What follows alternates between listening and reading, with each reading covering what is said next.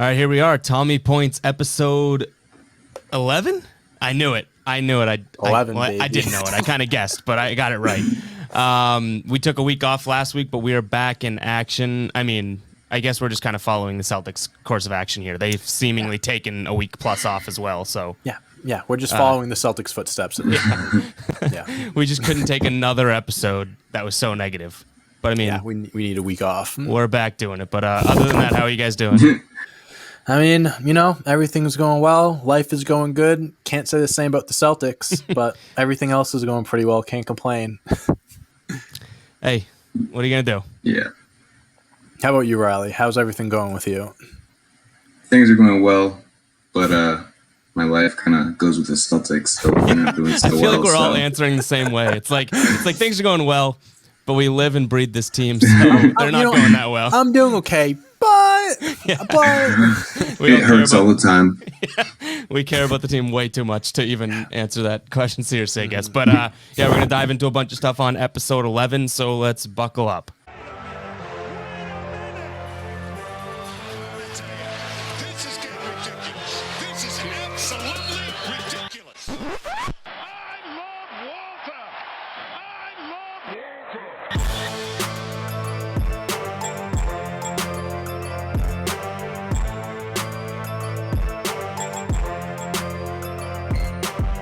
Everybody up there gets a tiny fight. All right, guys, I think we start the show. Obviously, there's so many topics that we're going to get into, but we can start the show talking about just, I think, the most recent game. We have plenty of negative to talk about, the Pelicans loss, so on and so forth, but we have a video to pull up here of Luka making those two shots. So let's just start with the most recent game and sort of work backwards here. Dante doesn't want to see it. I don't want to see this again. It gives me nightmares. So these are the two shots that Luka hit. One with, I believe it was like 30 seconds left to give the Mavs the lead. Celtics went down after that shot, and I think Jaylen Brown had a nice like finger roll or something to tie it up. And then you'll see the next clip. Wait. All right, here we go. So Daniel Tice is on him. There's like 20 seconds left on the shot clock. He just crosses him up back and forth, and nails it. What are you going to do about that? Guarding him. That's fair. They got the switch.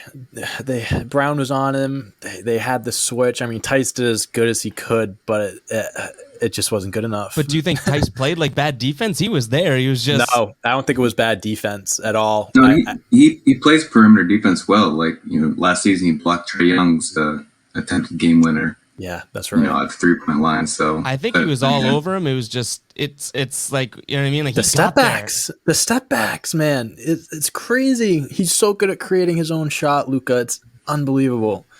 It is weird. I feel like Luka plays like slow, but somehow every other player isn't fast enough to keep up with him. I think it was Mike Gorman said it last night. He goes, Luka plays at his own pace, and it's just like he doesn't let anyone like change his pace. Like he doesn't go quick, slow. Like it's just Luka pace, and it just works so perfect. Yeah, it's crazy. But here's the one that we all now. This is what you might not want to be able to see again. This one now with just literally zero time on the clock. Off a screen, Neesmith on him. Deep. Like that Game was over. the same exact shot he hit against the Clippers in the playoffs. Look where he pulls it up from. Year. Look where he hits it from. That's an NBA 3. Like that's the same shot he hit against the Clippers in the playoffs last year. It is literally the same shot.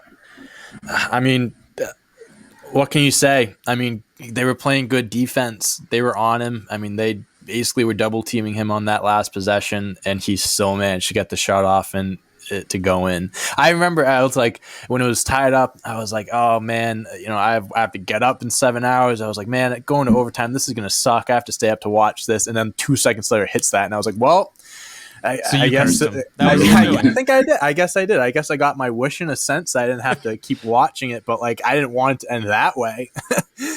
That was awful.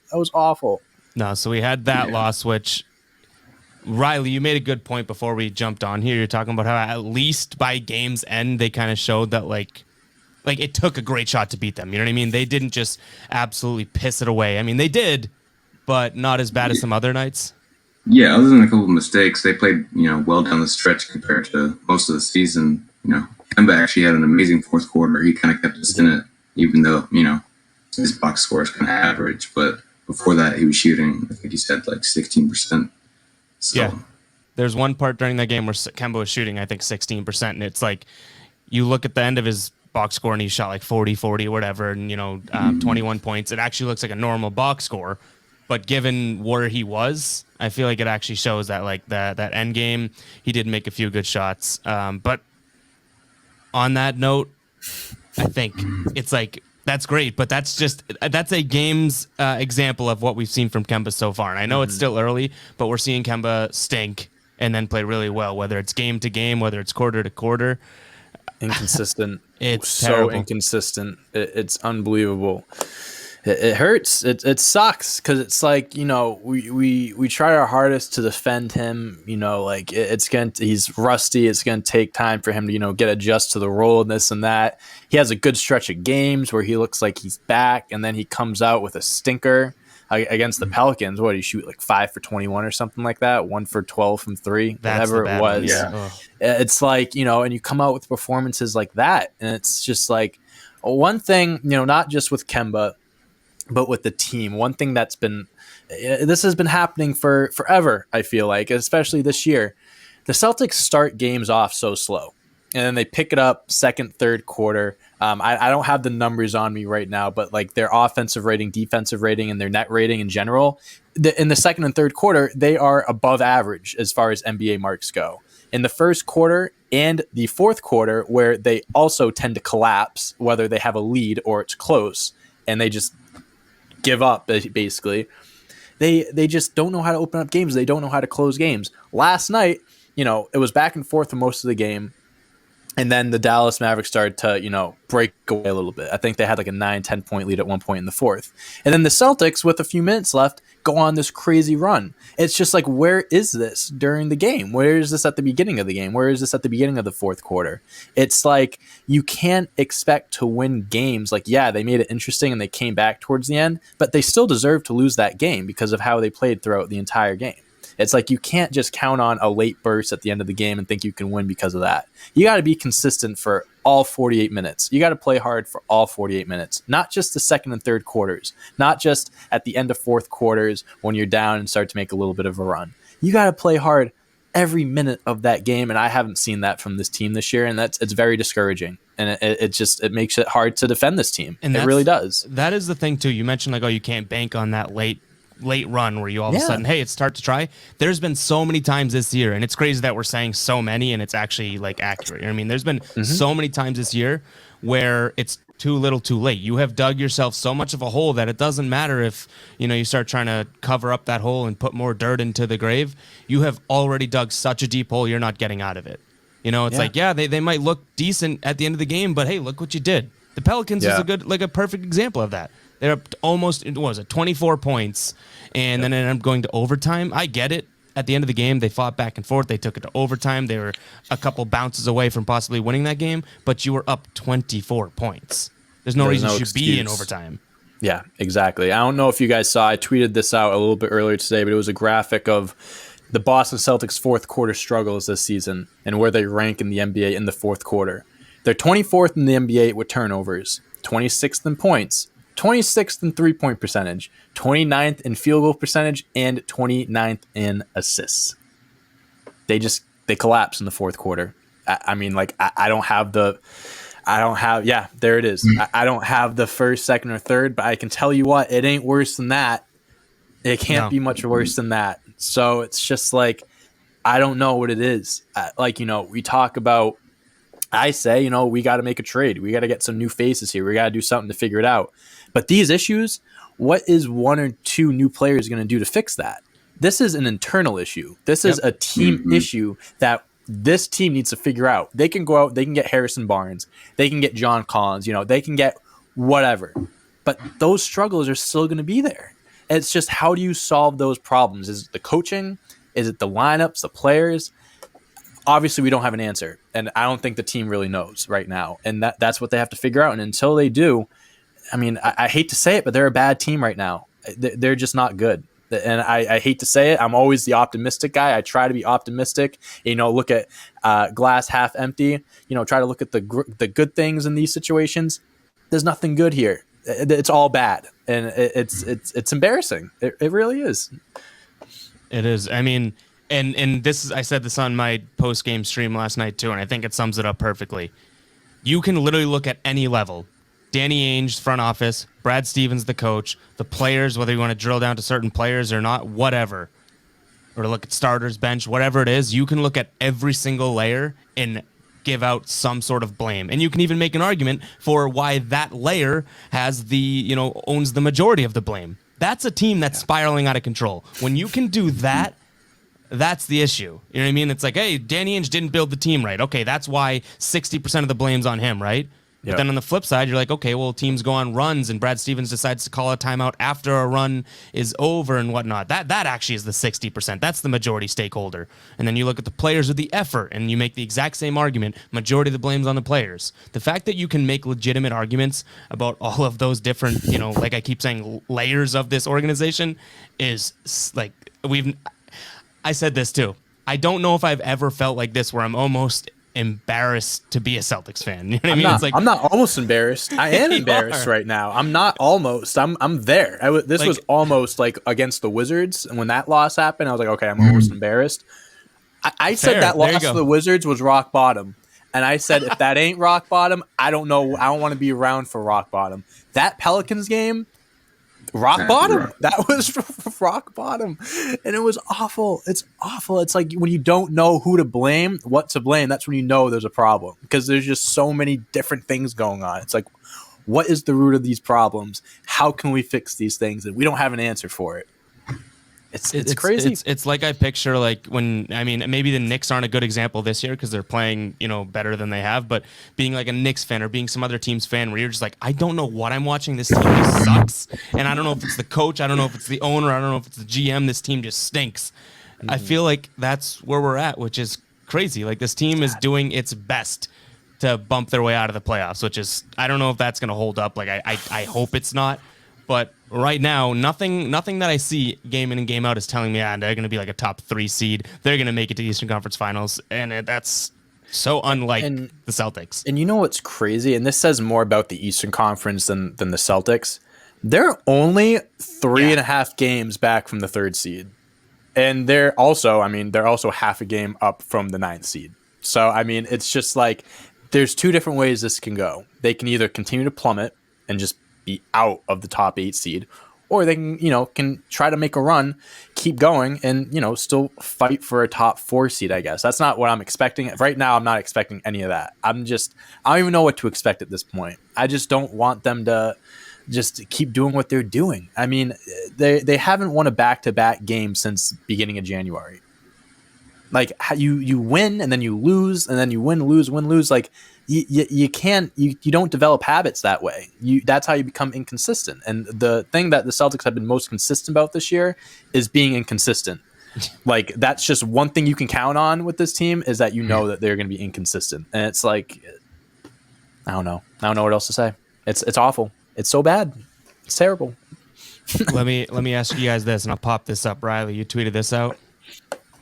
And I think I'm assuming we're all in the same boat here, but I don't know how anyone can say Mark. Do you remember at the beginning of the year we were talking about how there's people tweeting us and whatnot saying Marcus Smart, he doesn't have the value anymore. He's not as important as he was, years past.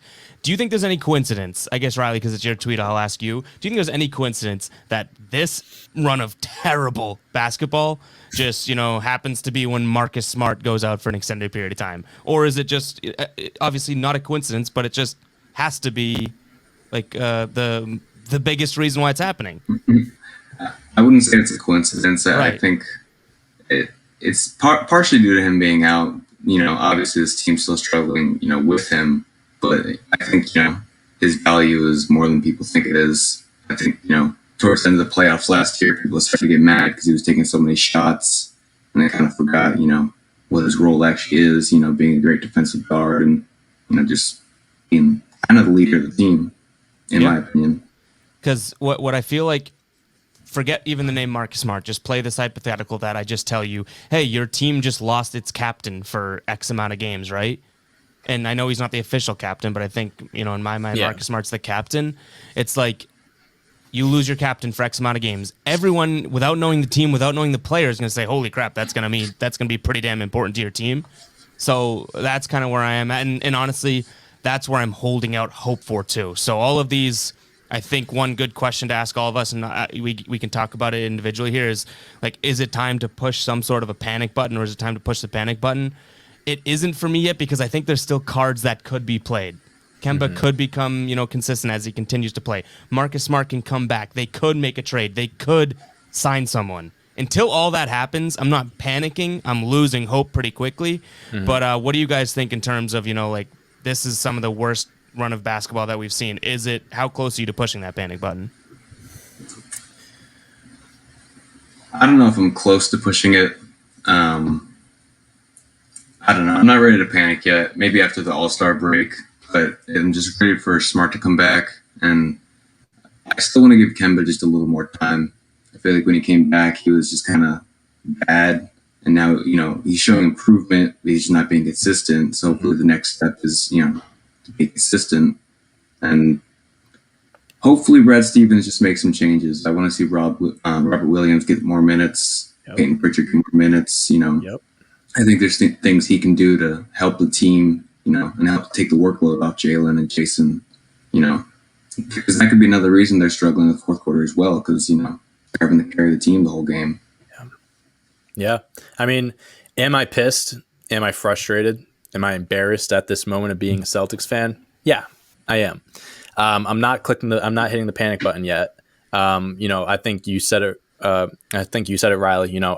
After the All-Star break, after we get Marcus Smart back, give Kemba Walker a little bit more time. He has been looking better. He's just been inconsistent. I still think he has time to find his groove. I mean, we still have 41 games left this season. The season isn't halfway over yet. I've said this on this podcast. I've said it on Twitter. I've said it in a lot of places. But it's just like, when it comes to Kemba Walker and giving him time and giving him a chance, he's not going to go anywhere this season. No one's taking his contract this year. No one's going to want to take him. So it's like we have to ride it out no matter what. So it's like you might as well just, continue to hope that he will pick it up and that he can turn back into the Kemba Walker that we once know, which I do still believe he can. Obviously, right now, it he's shown us he can, right? He's shown us he can. He literally has. He stepped up, against the Clippers. That's a top championship contending team. He showed up against them. We talked about, the stats might look a little, it might look a little better because he stepped up big in the fourth quarter against the Mavs, but he did step up in the fourth quarter. Regardless of however he shot in the first three quarters, he still stepped up when we needed him. I'm not hitting the panic button, but, every game that goes by and, we keep seeing these performances, I'm getting closer and closer to hitting it. And I'll tell you one thing, if they keep this up, and we get into the postseason, we're not a top seed. First of all, right now, I think this is a team that can lose in the first round. This is what I'm seeing from this team right now. If a situation like that happens, I think this team is going to be shaken up in the offseason. Whether it's up top in the front office, something to do with the coaching staff, or some of the players, or maybe a little bit of all three. I don't know. But I think, having the expectations, of being a Boston sports fan, being a Celtics fan, making it to the Eastern Conference Finals 3 of the last 4 years, losing in 6 games last year against a team that you should have beaten. And then you come in this year, you lost Hayward, you lost a few guys, but you also, in a way, improved. Like Jalen and Jason improved. Robert Williams has taken a step up. We drafted Peyton Pritchard. He's been playing very well. Aaron Nesmith, who I hope we get into talking about him, has been playing very well as of late. So it's like, we still have these pieces, but these expectations that we have, I was expecting them to be a top 3 seed. I'm expecting them to make it back to the Eastern Conference Finals at least. And it's just, if you don't reach those expectations and when you don't reach the expectations, I mean, like literally like do the complete opposite, like losing in the first round, that's unacceptable. And I think at that point, if something like that happens, something's got to change. I don't know what it is, but something's got to change. So, speaking of change, there's been, and I'm sure you guys probably haven't seen anyone talking about firing Brad Stevens, right? Oh no! What? That's Fire Brad Stevens? What are you talking about? Right? What are you talking about? So I can actually pop up this poll too. So, and this poll fared a little bit better, I guess, better or worse, whatever side you're on, in terms of what I was thinking. So I said, do you really want to fire Brad Stevens? 1,200 people 77% said no. Now it's funny because that's definitely like the silent majority. You know what I mean? You see on Twitter, you see the Brad Stevens hate. You see, I want Brad Stevens fired. You don't see as much of, hey, I don't want Brad Stevens fired because, well, one, I don't know if how strong the legs are to stand on that take right now, but I've been doing my best to tell people I don't want Brad Stevens fired either, but that doesn't mean that I'm a Brad Stevens you-know-what rider, and like I think he's been perfect. I've said over and over, we hold Jason Tatum accountable, Jaylen Brown accountable to get better. Why can't we ask the coach to get better? Yeah. And it's like I'm not saying with what my rant that I just went on, I'm not saying I want Brad Stevens fired. I'm not saying I want Danny Ainge gone. I'm not saying any of those things. But what you said, accountability. We hold the players accountable for their poor performances. Why can't we hold the coach accountable for, coming in with, whether it's a poor game plan or coming in and not knowing, not making the right substitutions with the right lineups? We can't, criticize the GM for not making moves when it's obvious that this team needs to make moves. He literally said last week, this team isn't a championship contending team. What are you going to do about it? Right. He hasn't you can't done just anything. sit back now. He said he made like this little joke. He was like, "Oh, like what do you do during the day?" He goes, "Oh, I come home from work. My wife's like, "Oh, like what'd you do? Did you get anything done?" He goes, "Nope, didn't do anything today." This team is falling apart. You can't be coming out saying those things. It's like that's frustrating. It's like you should be trying to do something to turn this ship around, because right now we're heading down. We're going in a place that we don't want to be going right now. So it's like you got to hold these guys accountable. Something's got to change. Yeah. I think this, and let me know where you guys come out on this, because the scary thing is that I've been preaching don't fire Brad Stevens, just get better. But then it's almost like by the game, I'm kind of just like, maybe they just need to shake up. And I keep thinking to myself, this has happened thousands of times in history. Coaches get fired, they get a new coach.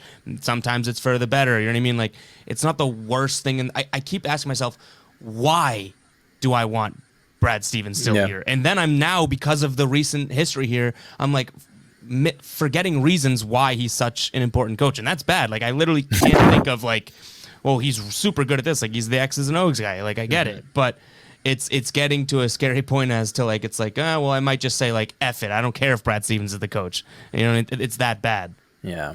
Yeah. I think another way of looking at that too is like, I don't want him gone, because if he's gone, who's going to step in? Right. It's probably the best take, right? It's like, yeah. So it's like you still ride with him.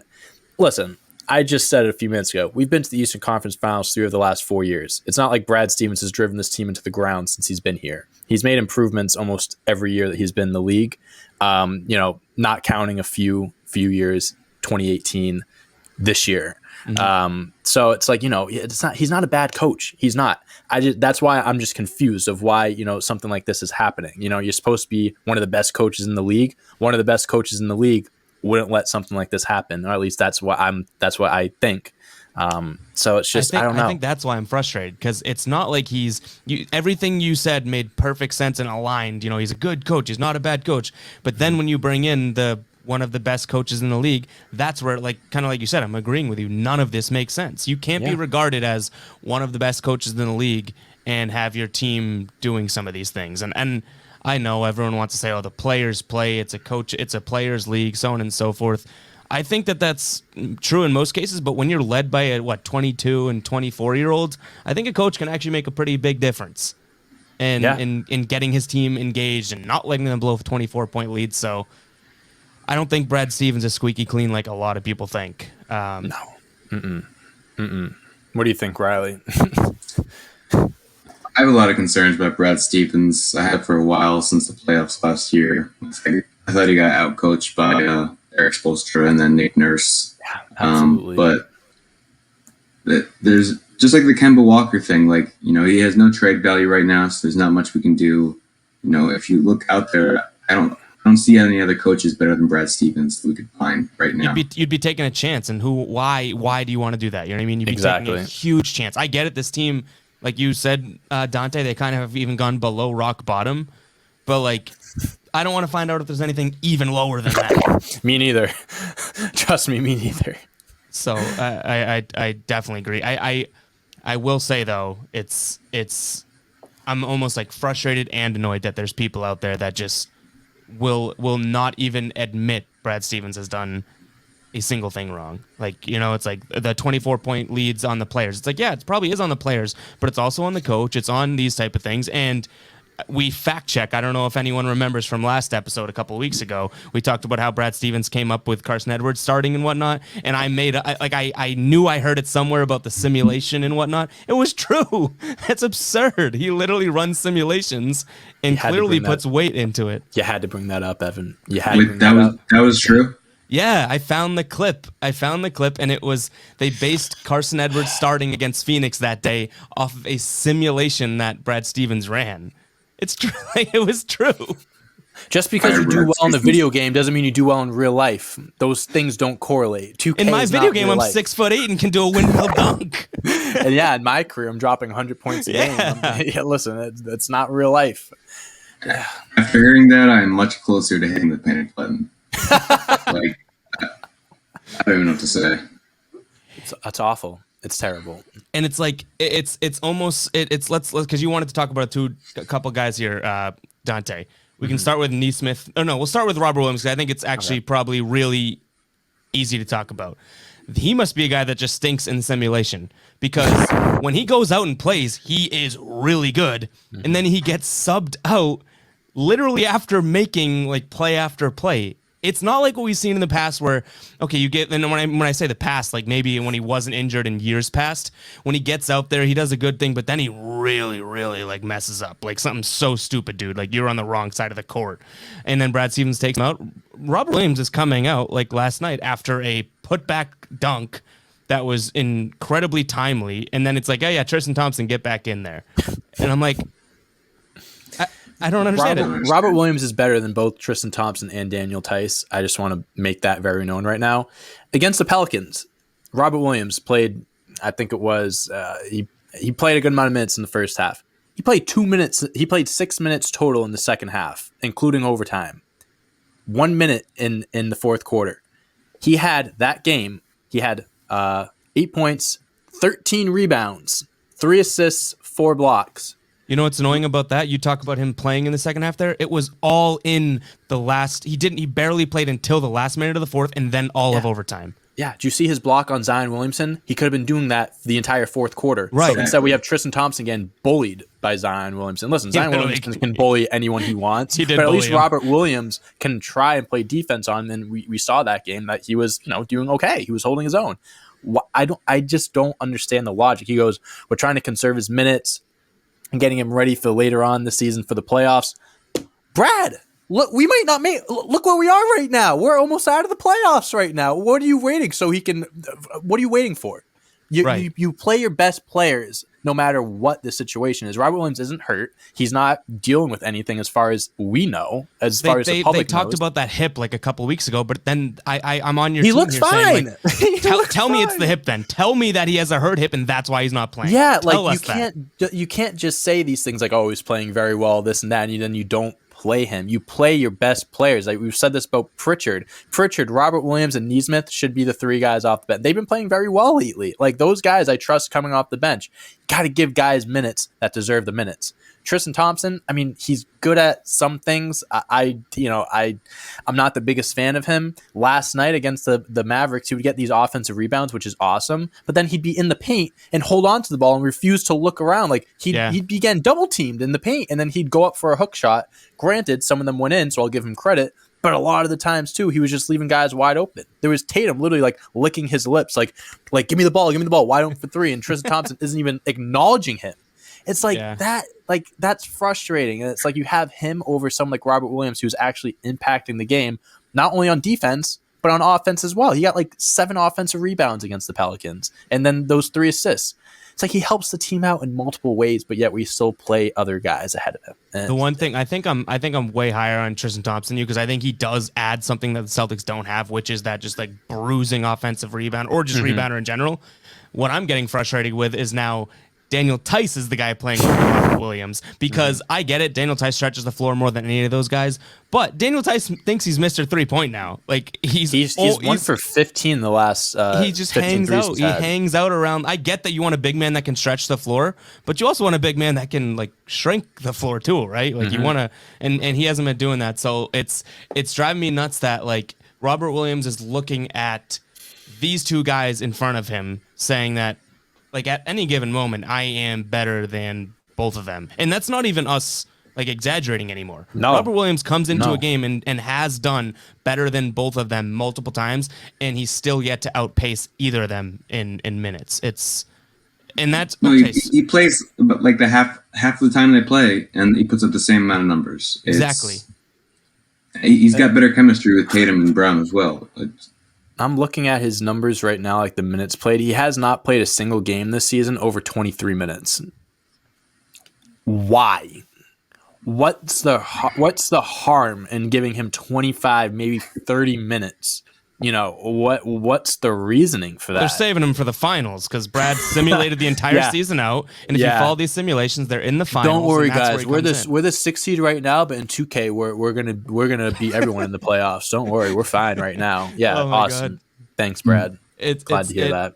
And so Robert Williams not playing, like, it has to go on, like, Brad, right? Or, like, who do you blame that on? Who else is gonna? You can't blame that on the players. You can't blame that. You can't blame Rob for not giving himself minutes. You know what I mean? There's only one guy in charge unless of Brad's that. like, hey, get in there, and he's like, Not today, you know what, Coach? 5 We more just don't minutes. see it. Yeah, we Five just more don't see minutes. Yeah, no.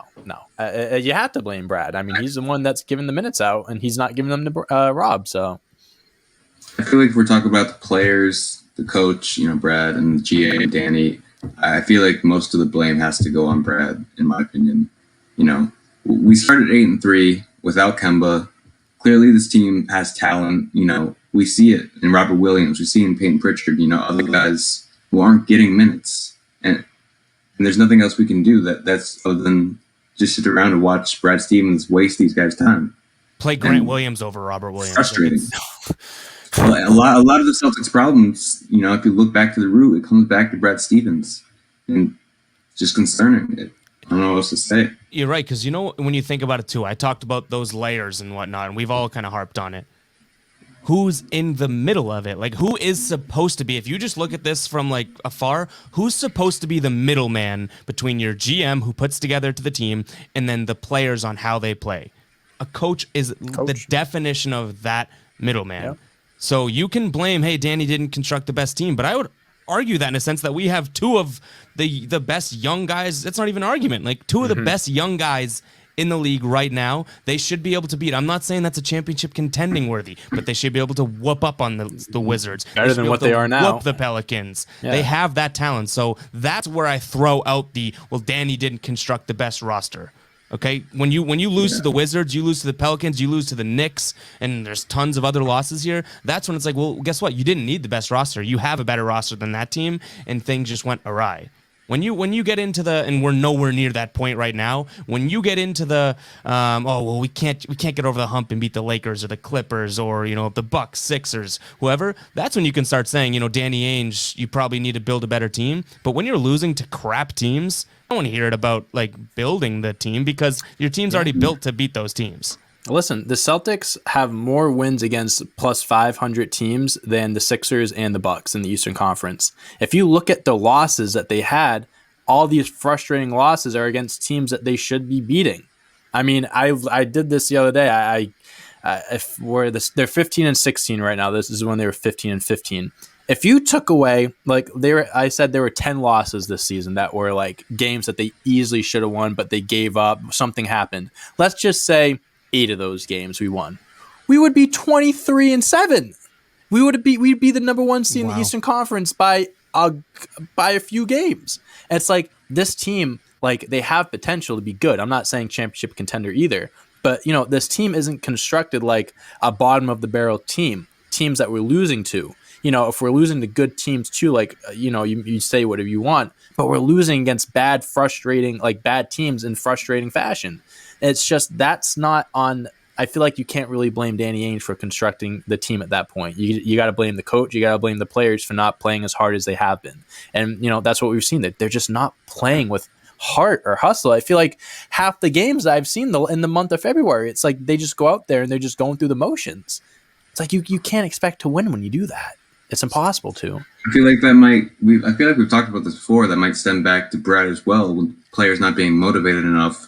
If he doesn't fire them up in the huddle, and also we talked about the players going into every game, they don't know if they're going to play 5 minutes or 20 minutes. So it's just hard to motivate yourself, hard to get in a routine, try to be better every night, seeing how you progress when Seriously. you don't know if you're even going to play. Like, that's the one bit of and you guys know I'm not the biggest Grant Williams fan, but that's the one big of like defense I'll allow him. It's that I can't imagine being Grant Williams right now. He has no idea when he's playing. Like, no clue. And it's not it isn't based on performance. No, it's true. No, Like, it's Grant Williams has true. had good games and then not played the next game. So if I'm going to offer any sort of like defense towards a guy that I really don't like, it's that I don't blame him for having no clue. Like, the only way he can do that is if he hacks into Brad's simulations. He's like, okay, I'm looking like I got some minutes tomorrow.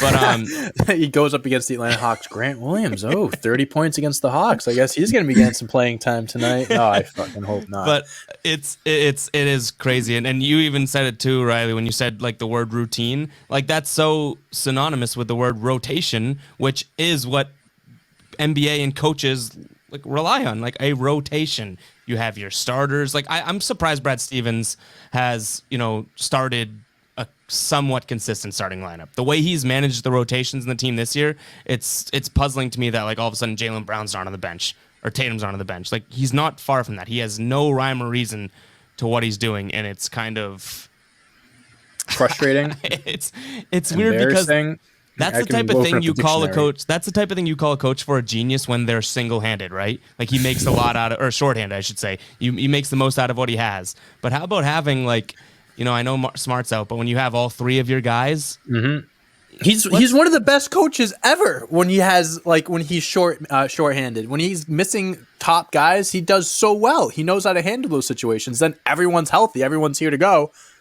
Can't coach him. It's baffling. It really. Sometimes I wish that we're missing our top guys so we can win a game. I feel like that's the only way we can at this point.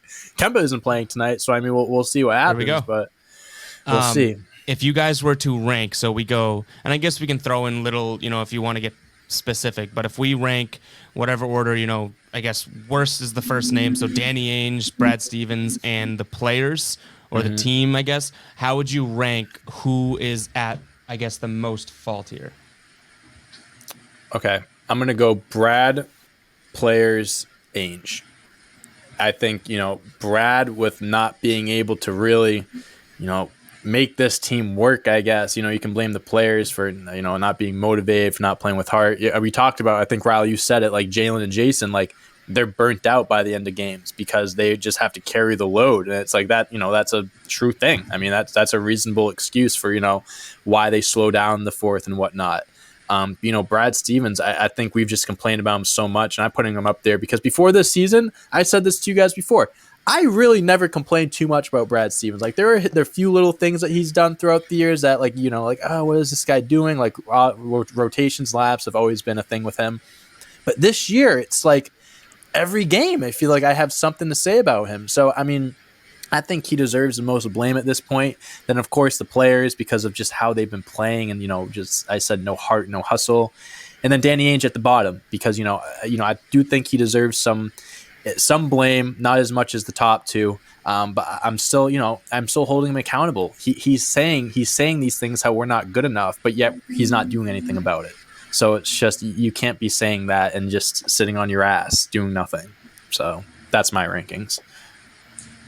I'd have to rank it probably Brad Stevens at 1, Danny Ainge at 2, and then players at 3.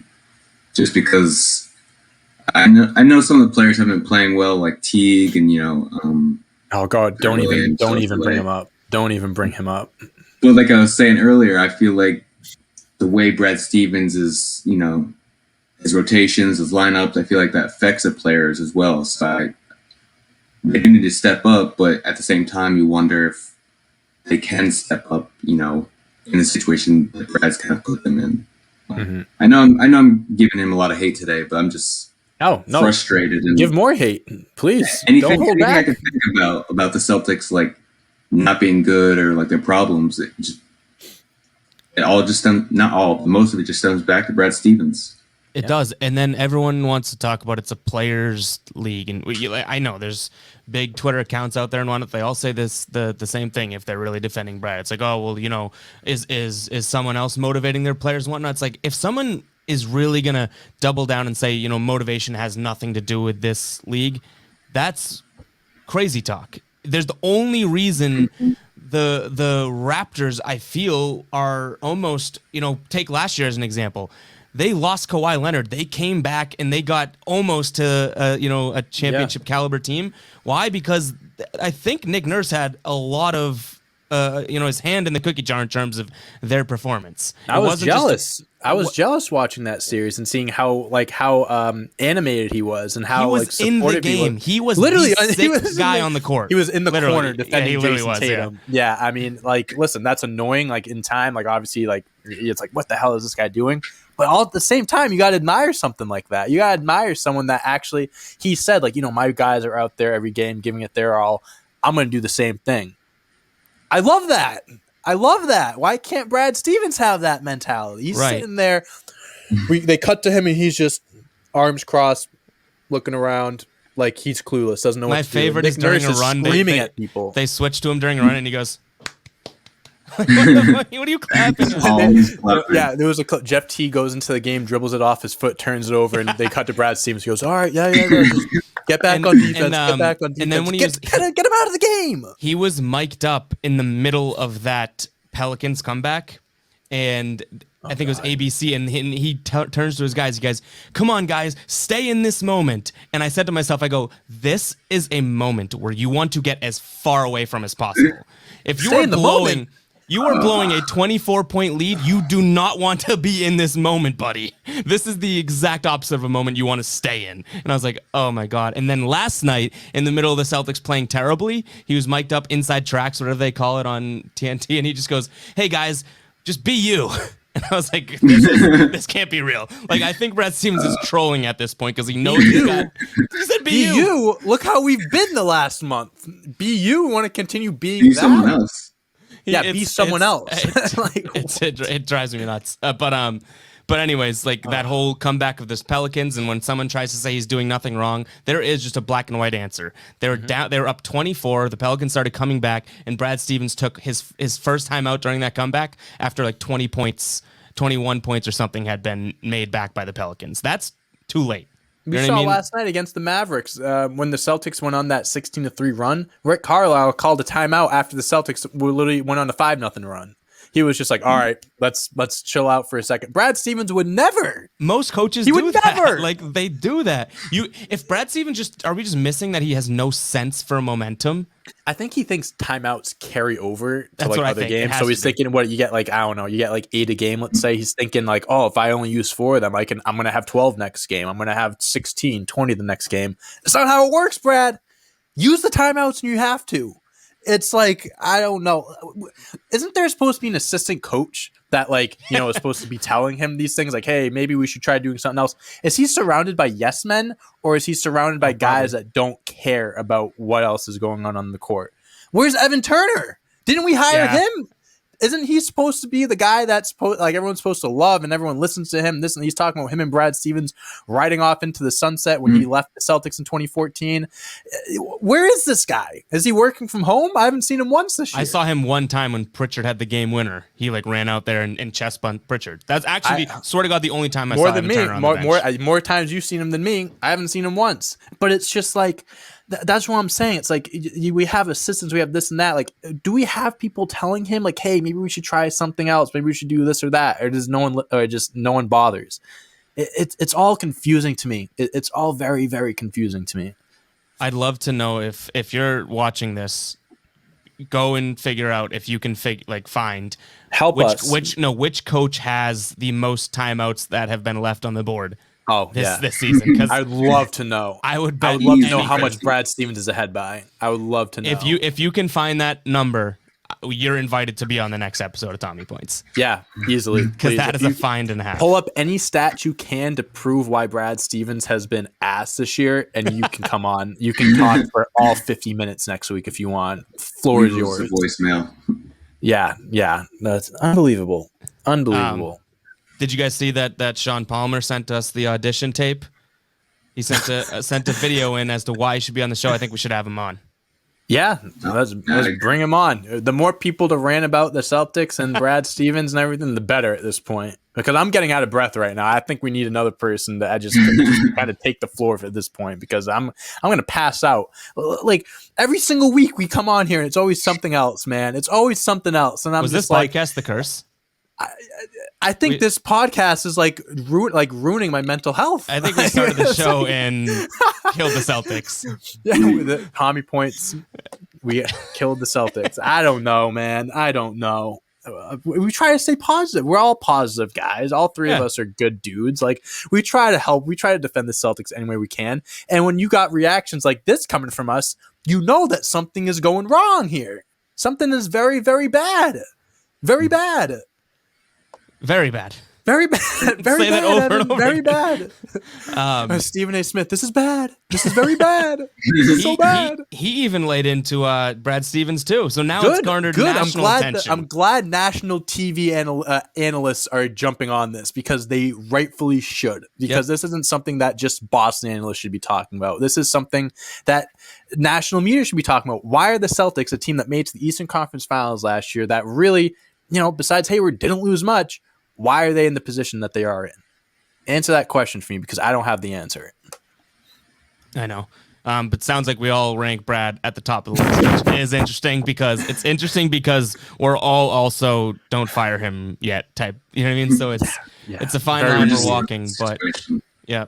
But all right, let's hammer home a few more things before we get out of here. So Neesmith's been playing a lot. We got to talk about him. Mm-hmm. I think, if we want to talk bright spots, we talked about Robert Williams playing well. Neesmith is right up there in terms of a guy that started the season and just stunk. Like, I had nothing that I could pull that Neesmith looked good at the beginning of the year. Now he's getting early minutes. He's getting late minutes. He's not shooting like we thought he would, but he's doing a lot to stay out there and to earn minutes night in and night out. What have you thought of him? I think what I've loved seeing from him is, you're right. He has been shooting, extremely well. At the same time, he hasn't been shooting, period. He didn't shoot at all last game. I don't know if you guys saw, there were a few possessions where, he could have gone in for a layup or taken a shot, but he passed out of it instead. I think that's a lot mental. I think he's just trying to not, step on anyone's toes. He's not trying to do too much. He's still trying to just, let the game come to him. I think that's something that'll come in time. At the beginning of the season, like you said, Evan, there was a lot of things that we saw from him, and none of it was really good. Defense being one of them. I mean, the last 6 games, he's played 20 plus minutes in all 6 of those games. His defense is literally night and day compared to what it was at the beginning of the season. Like, he's actually, I'm not going to say he's, even a solid defender, but he's pesky. He's all over the place. He hustles like crazy. It's why he's getting minutes, which is weird. He had there was an and one foul. It was in the fourth quarter. He went for a chase down, and the guy, I think it was Brunson, hit the layup, and it was an and one. It was a stupid foul. I mean, it was a foul. Like, it sucked that it happened, but I love to see that Neesmith was trying and attempting to play defense, get that shot. Like, those are instances like, yeah, you gave up the foul and that extra free throw, but those are hustling like the way he was. That's what earns you minutes. And that's what makes you stay out on the floor longer. We saw in that tape, he was the one that was on Luka for that last shot. And, he played the best defense he could. So even though he's not shooting well, he's not shooting a lot, not getting a ton of points, he's contributing in other ways. He's been blocking shots. He's been getting offensive rebounds in general, but he's fighting for offensive rebounds. So he's contributing in other ways, which I'm happy to see from him. We've said it. The more he plays, the better he gets, and it's like each game he looks a little bit better than he was the game before. So I think the game's starting to come to him. I think eventually it'll start to slow down, and that shot will come. But I'm pretty pleased with what I've seen from him the last few games. Yeah, I'm excited the way he's looked. He's not been taking many shots, but I think that's just to kind of keep his confidence up. Because he's been more efficient just in general. Like you said, offensive rebounds, blocks, I just wasn't expecting those kind of things from him. And he's still not a great defender, but he can actually kind of hold his own now, where in the beginning of the season, if he was defending anyone, they would just foul them 80% of the time. He's just looked better, and that's just one of the few encouraging things the Celtics are showing me right now. One of the bright spots. Yeah, I feel like it's good that he's done what he's done so far without me truly seeing the confidence come out of him. Like he looks like Yeah. he's starting to feel like he belongs there, but he still doesn't look like a Pritchard who just is like, I've been here for forever. He's a freshman on a varsity team. Yep. That's literally like the best way right. I look at it. It's the 100%. perfect fit. He's trying to fit in, and and he's afraid to take the shot away from the senior who he's like 2 years younger than. Yeah. Which I guess that is kind of, it's pretty close in right. varsity, but I'm excited to see him when the confidence comes out. And I hope that like some of those shots come away from Semi and into Neesmith's hands, because he's at least a shooter. I think if you were to kind of run like sort of look at the allocation of shots and allocations of responsibilities for this team, there's a lot that can go elsewhere. Like any sort of big man minutes, they should be shifting towards Robert Williams. These additional 3-point shots being taken, I think that those should end up with Pritchard and Neesmith rather than a Semi Ojeleye or who else. So I think hopefully. Yeah, seriously, Tice, like I said, Mr. 3-point now, because he was shooting so well. Now he thinks when he has an open three, he pulls it. And that was, not to get off topic here, but do you guys remember when Aaron Baines started to heat up from three? All of a sudden he was like, I'm just going to chuck him. And I was like, oh my God. It's like, it's Baines 2.0 here.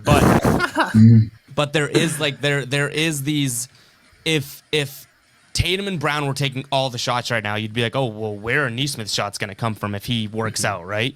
It's like they literally can come from so many places right now, because a lot of guys are doing stuff they probably shouldn't be doing and that they're not good at doing right now. And if it works out for Neesmith, it's just an easy transition into, okay, take Semi's 5 threes a night. You know what I mean? Like, Yeah.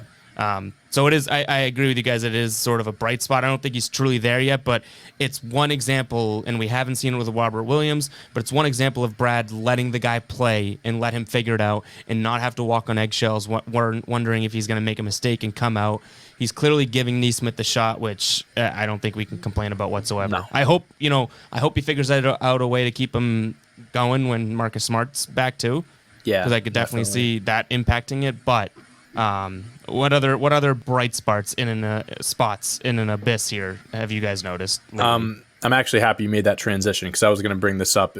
Just going a tiny bit off topic of what you're saying. Bright spot, Robert Williams is the other bright spot. We talked about him, we covered him. And I'm not. People are saying we need to make trades. We need to get an upgrade at big man and this and that. Like we need a better starting big. I'm not going to completely disagree with that. I understand where that point is coming from. But don't we think maybe the solution is on the bench?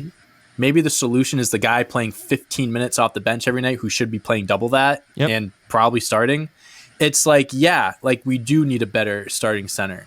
And he might be on our bench. It's just like, it's like little issues like that. Like we're saying, like little things that need to be fixed don't need to be resolved by going out and making a trade.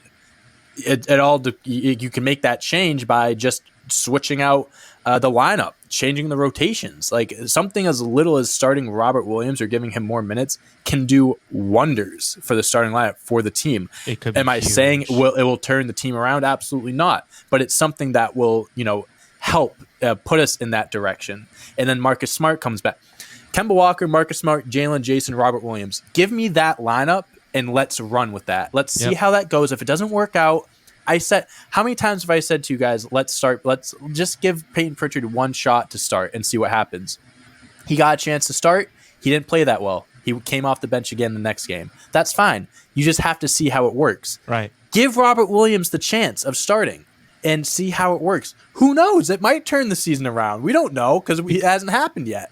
Do you know how awesome it sounds having Thompson and Tice off the bench? We go from ragging on them to them being your bench big men.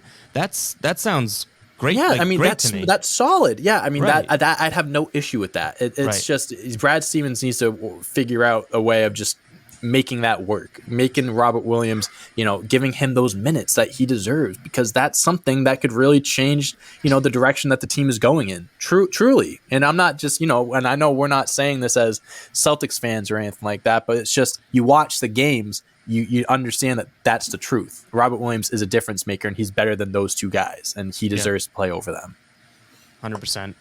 Another bright spot I just thought of too, and this kind of ties into some news I think we just got today, was that the bright spot is that Jason Tatum and Jaylen Brown, obviously all-stars, it's good to see them, but Devin Booker, who had gotten snubbed, is replacing Anthony Davis on the All-Star team. Did they announce that? Yep. So I Good. think that's not Celtics related, but I mean, I'm happy about I that. saw he didn't make it again this year, I was like, there's like an inside job here because he was a snub, I believe, last year, right?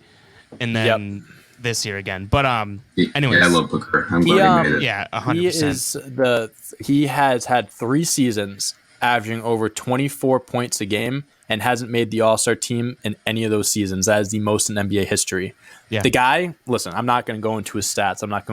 He plays like in my opinion, he plays like a top 10 player every year. Like he literally, the last few years, he is literally one of the best offensive players in the league, but no one talks about him because he's in Phoenix, right? And it's now that he's, with Chris Paul, they're doing well. People are starting to talk about him more. In the bubble, they went 8-0 last year. People started talking about him more. He is so underappreciated in the NBA. Him and Damian Lillard, in my opinion, are the 2 most underappreciated players in the league. Devin Booker is a special player, and I'm very happy he finally made the All-Star team because he deserves it. That is, it's incredible. I think I saw like a meme or something. It was like they told Devin Booker all he had to do was win to make the All-Star team. And this is when before they announced that he didn't or that he got snubbed again. And the meme, I forget what it was, but it was like I think it was like the Swaggy P or whatever, Nick Young, because it was like all I had to do was win. I killed it in the bubble, killed it this year, and I still didn't make it. But I'm glad he made it.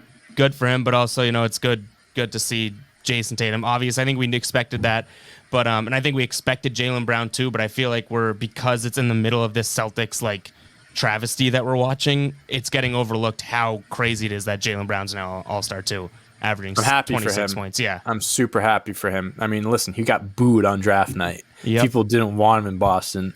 And, he's talking about how he wants to go to war for this city, how he's saying Rome isn't built in a day. Give me a few years and, we're really going to get going. I'm finally happy that this guy is getting the attention and the credit that he deserves because he truly is he's a special player and he deserves it. He was probably better than Tatum last night, to be completely honest. I mean, you can argue that he's been better than Tatum this year, period. That's fair. Yep. I mean, there's an argument to be made there. So, yeah, very well deserving for him. Yep. Any other bright spots or just, I guess, anything for today's episode? No bright spots. No, I'm done with that. That was the quick segment. I'm done being positive. No, I mean, just win, turn it around, win against Atlanta. This is the 3rd time they're playing them in a week. It's crazy. Yeah. We keep playing Atlanta. They can't lose 2 out of 3 to They're Atlanta. missing I know Cam Reddish, DeAndre Hunter are confirmed out. John Collins was in the concussion protocol. I don't know if he's playing. And Gallinari was questionable.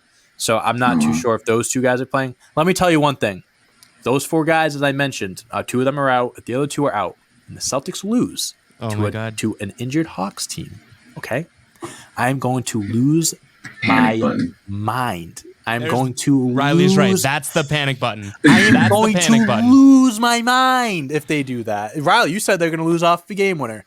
If they lose off the game winner, I'm gonna call you and I'm gonna be like, how'd you know? Your fault. No, if they somehow lose to this Hawks team, if they have that many injuries, you're right. Panic button is getting slapped, spanked, destroyed.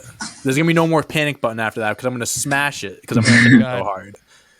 We don't want that. All right? No, let's hope that ain't it. Let's hope that's not the case. But all right. You guys got anything else? Any additionals? Dante's. I think it's time we sign off because Dante's gonna. You guys can keep talking. I'm just gonna sit back here. Riley, after we gotta check in on Dante a little bit later too. All right. Yeah. If the Celtics lose tonight, do not contact me until tomorrow because I will not respond to you tonight. Okay. I will not get back to you. I will not get back. My friend, one of my coworkers texted me after Luka hit the shot. He goes, "I'm so sorry," and I was like, "I'll talk to you tomorrow. I'm going to bed. I'm going to bed. Oh, I can't talk about this right now." Oh man, but for more positive episodes like this one, you guys should consider subscriing to the channel. This YouTube channel we're building. You can check out. They're not as bad as this one. I promise. I mean, it's almost like they probably built up to this. You know what I mean? Every episode got more and more negative. I honestly do. Start so great. It's like, oh, they're okay. Like, oh, I'm getting kind of concerned. Oh, this and that. Now we're at episode 11. It's like, what the hell is next episode? Guarantee you, it's panic button. Yep, it's like episode 12, panic button pushed. Mm-hmm. But we'll catch you guys in the next episode. You can follow us on Twitter at TommyPointsPod. You can follow Riley on Twitter at Color Sports. Dante is at Dante on Deck. Myself, you can follow me at EvGuyBoston. let's hope for some better basketball here, boys. Son of Holy Spirit. Please, Lord, don't make me lose my mind tonight. Please. Ditto. But all right, we will catch you guys in the next show. Peace.